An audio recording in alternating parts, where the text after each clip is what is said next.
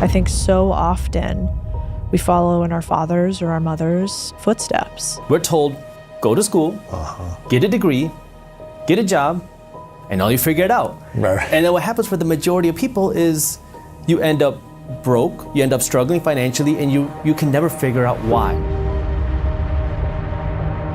That's why I think the internet's really powerful, is you have an opportunity to now choose the family footsteps you want to follow into.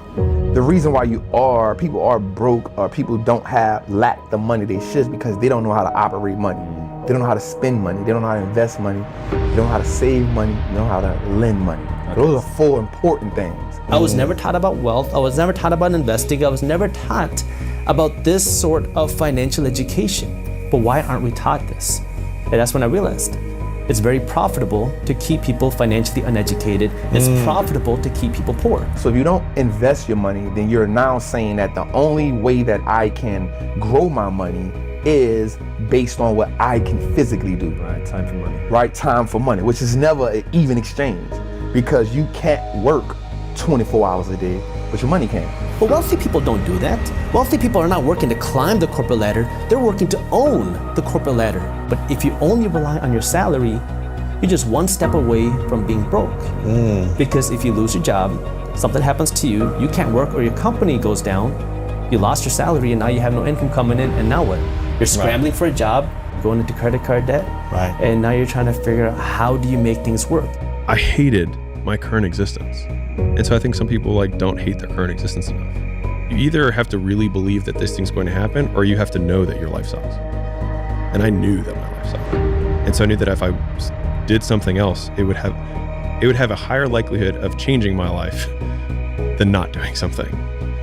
I read a stat that said most people spend $1.04 for every $1 that they make. So now we're spending more money than we actually have. And then most important is just buying things we don't need. Do we need every pair of tennis that come out, every pair of J's that come out? They want to keep you spending money on their credit card because now they'll get to earn 18 to 25% in interest every time you spend $1. Right, so I think having that financial fortitude not to spend on those things that you don't need, that'll catapult you to the more things you can invest in. As you start to go down deeper and deeper down the rabbit hole, you start to realize, oh my God, everything that I've been told is a lie. If the banks lived by their own advice, which is save money, the banks would be losing money. When you go and deposit $1,000 in the bank, that cash that you deposited is a liability for the bank. They want to get rid of it as fast as possible. And the way they do that is by lending it out, because it's an investment for the bank. They don't want to hold on to cash, but they want you to save your money. Governments want you to be financially uneducated, because when you're financially uneducated, guess what? You are an employee and you're a consumer. Who pays the highest taxes? Employees and consumers. Putting our money in a bank, thinking that the bank is the safest place to have our money, right? That's probably the most dangerous place, because I always say $1 that's not moving is $1 that's losing.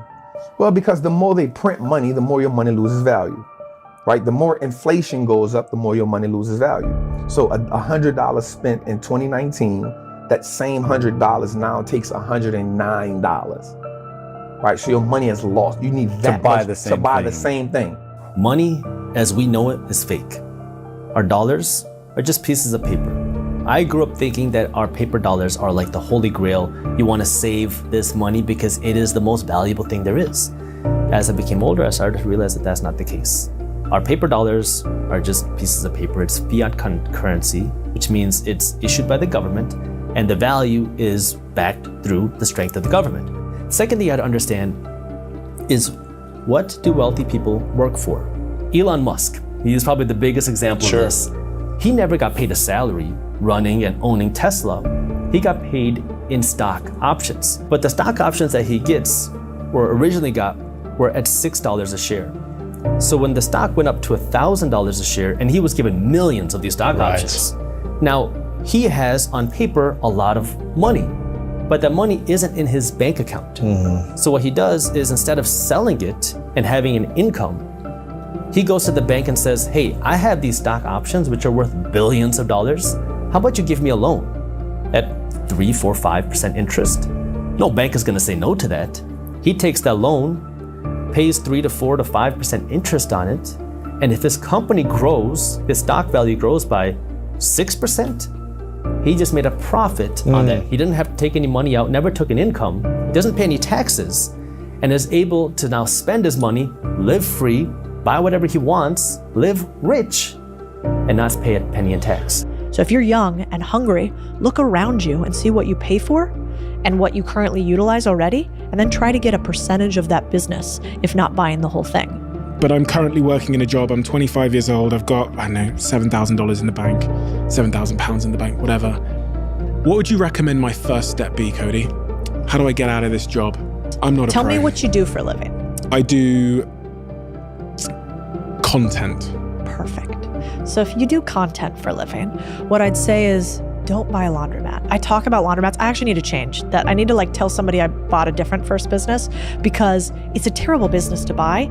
It just was my first one, and it's very easy to understand. So I'm like, if you can't understand quarter, machine, close, clean, don't buy a business, any business. Just forget you heard me talk about anything. And so that's why I talk about laundromats. But if I was going to do it the pro way, I would say you should use your unfair advantage. And if you're in the content business, don't buy a boring business in the traditional sense. Look around you. It's something I call my personal P&L review. So I would basically look at, what do I spend money on already? If you're in content, you probably spend money on ad purchasing, right? You probably spend money on video production. You probably spend money on, maybe you rent a set space. You have all these expenses around you. And what if you could turn one or two of those expenses into an asset, not a liability? Thing that makes you money, not a thing that costs you money. And so, I did a deal back when I was doing more video production in my last company, where I bought a podcast and video production company. And I did that deal basically for $0. I think I put $10,000 down for that deal that ended up doing about $300,000, $400,000 a year. That's what I would do if I was you. You have to have a belief system that is both true and optimistic. Personal responsibility is true and wildly optimistic. And it is people's belief system and the value system that they cobble together over a lifetime that will lead them to reject that. And all I can say is reject it at your own peril for the following reason. Personal responsibility is about remembering you can do something and change. You can get so good at something that no matter how much people hate you, no matter how much they're training and trying to defeat you, they can't. And that is the most exciting thing in the world to me.